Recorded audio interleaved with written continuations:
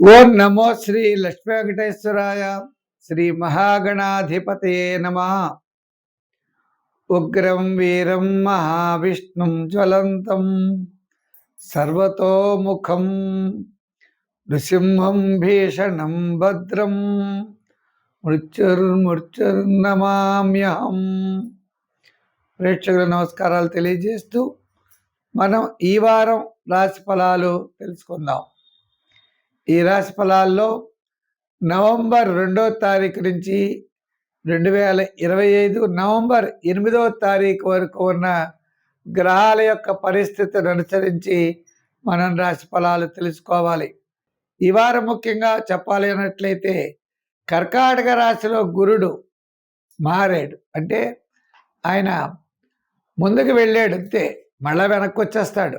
కర్కాటక రాశిలోకి వెళ్ళి మళ్ళా మిథున రాశిలోకి వస్తాడు. ప్రస్తుతం కర్కాటక రాశిలో ఉన్నాడు. రవి బుధులేమో తులారాశిలో, రవి శుక్రులు తులారాశిలో, కుజ బుధులు వృశ్చిక రాశిలో, శని మీనరాశిలో, కేతు సింహరాశిలో, రాహు కుంభరాశిలో ఉన్నారు. అయితే చంద్రుడు మీన, మేష, వృషభ రాశుల్లో ఈ వారం చంద్ర సంచారం ఉంటుంది. కాబట్టి ప్రతి ఒక్కరూ కూడా ఈ యొక్క గ్రహాల యొక్క మార్పును చూస్తూ వార ఫలాలు తెలుసుకోవాల్సిందిగా కోరుతున్నాం. మేషరాశి. ఈ మేషరాశి వారికి చంద్రుడు వ్యయ, జన్మ, ద్వితీయ స్థానాల్లో సంచారం. ఈ మేషరాశి వారికి మనం చెప్పినట్లయితే శుక్రుడు సప్తమ స్థానంలో ఉన్నాడు. బుధుడు కూడా అదే, ఈ యొక్క శుక్రుడు సప్తమ స్థాన సంచారం, రవి సప్తమ స్థాన సంచారం. విందులు వినోదాల్లో పాల్గొనే అవకాశాలు ఉన్నాయి. శుభరూపమైన పుణ్యరూపమైన కార్యక్రమాల్లో పాల్గొంటారు. వార ప్రారంభం కార్యజయం, అకాల భోజనము, శ్రమ. వారం మధ్యలో అన్నింటా విజయం సాధించగలుగుతారు.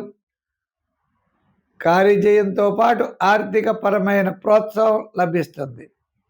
వారాంతంలో పనులు ఆలస్యమయ్యేటువంటి అవకాశాలు ఉన్నాయి. ఏదైనప్పటికీ ఈ వారం చాలా ప్రోత్సాహకరంగా ఉంటుంది. ఆధ్యాత్మికమైన చింతనతో, మంచి కార్యక్రమాలతో, మంచి ఆలోచనలతో ముందుకెళ్ళేటువంటి అవకాశాలు ఉన్నాయి. రాహుగ్రహ ప్రభావం వల్ల ఎంతటి కార్యక్రమాన్నైనా చివరికి పూర్తి చేయగలుగుతారు. శాటర్న్ ప్రభావం వల్ల ఎంతటి కార్యక్రమమైనా శ్రమ అవుతుంది. గురు ప్రభావం వల్ల ఎంతటి కార్యక్రమమైనా వ్యయం జరుగుతుంది. ఇవి మాత్రం తప్పనిసరిగా జరుగుతాయి. మిగిలిన విషయాల్లో మాత్రం చాలా అనుకూలంగా ఉంటుంది. నువ్వే చెయ్యాలయ్యా అంటారు, నీ అంతటి వాడు లేడంటారు. ఇవన్నీ మామూలే. పొగడ్తల మామూలే, కీర్తి ప్రతిష్టలు మామూలే, కార్యక్రమాలన్నీ మామూలే. కానీ జరిగేవి మాత్రం ఇవే. అంచేత ఈ వారం మొత్తంలో వారం మధ్యలో చాలా అనుకూలం. విద్యార్థులు దక్షిణామూర్తిని బాగా పూజించాలి. మహిళలు కూడా కులదేవతను ఎక్కువగా పూజించాలి. మీ కులదేవత ఎవరు, వారిని ఎక్కువగా ఆరాధించాలి. మరి వ్యాపార పరంగా చూస్తే ఆర్థిక లావాదేవీలు చాలా ముమ్మరంగా ఉంటాయి.